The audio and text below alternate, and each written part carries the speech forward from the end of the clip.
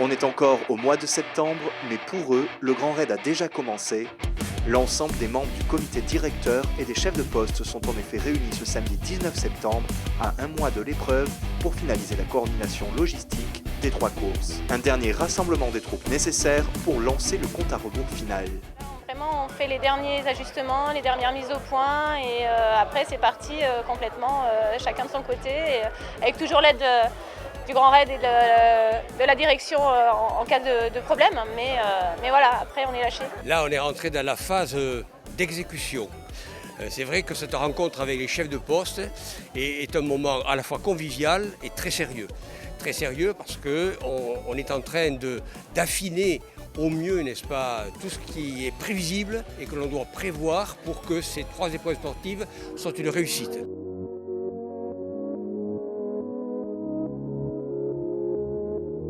En théorie, pas ou peu de changements pour les parcours et les postes de ravitaillement par rapport à 2014, sauf qu'en réalité, rappelez-vous, le parcours de la diagonale de l'année dernière avait été modifié à la dernière minute à cause d'un effondrement sur le sentier du Taïbit qui avait empêché les coureurs de rejoindre Mafat par ce col mythique.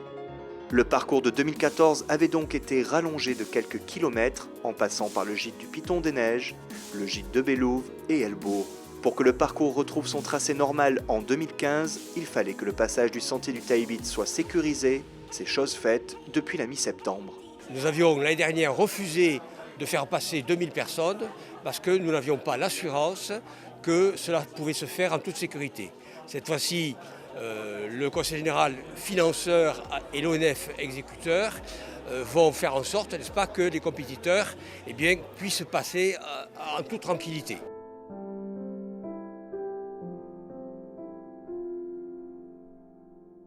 Un autre changement majeur, la disparition du poste de halte-là. Situé depuis 3 ans au-dessus de la rivière des Galets, à côté du sentier de bord qui remonte en direction de Dodane, il a été supprimé pour des raisons logistiques. Au 130e kilomètre, soit à plus des 3/4 de la course, le stade de halte-là accueillait l'un des 2 postes les plus importants de l'itinéraire avec celui de Sillaos. Les coureurs pouvaient s'y ravitailler, s'y reposer et bénéficiaient également de la présence de tous les corps médicaux.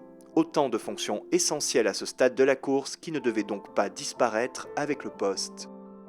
La solution retenue a donc été de promouvoir un poste environnant, c'est celui de Sans Souci, de l'autre côté de la rivière des Galets, qui devient ainsi cette année le poste clé de cette dernière partie de la course. Le choix n'a pas été facile parce que transposer l'espace qui se faisait halte là Sans Souci, il faut d'abord l'approbation des chefs de poste et il faut également l'approbation de la sous-préfecture et de la préfecture.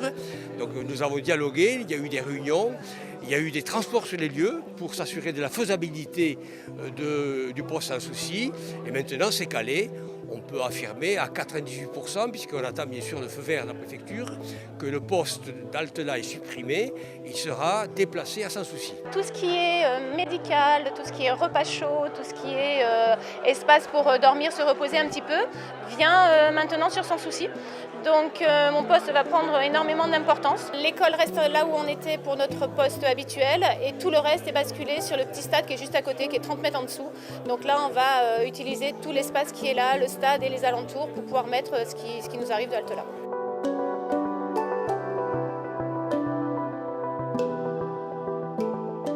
Il y a toutefois une chose qui ne sera pas rapatriée à Sans Souci, c'est la distribution des sacs d'assistance. C'est au poste de Tête Dure, au Maïdo, 10 km avant Sans Souci, que les coureurs pourront récupérer les affaires qu'ils auront préalablement confiées à l'organisation avant le départ. On a un problème quand même de territoire. Il n'est pas extensible et on ne veut pas non plus tout boucher.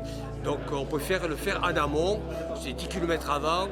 Qu'on prenne un t-shirt avant ou après, c'est pas grave. Pour le reste, tout devrait se dérouler comme lors des 2 précédentes éditions. La différence viendra désormais des sportifs eux-mêmes, avec cette année pas mal de changements au niveau des têtes d'affiche nationales et internationales. On vous en reparle très prochainement dans Tout Trail.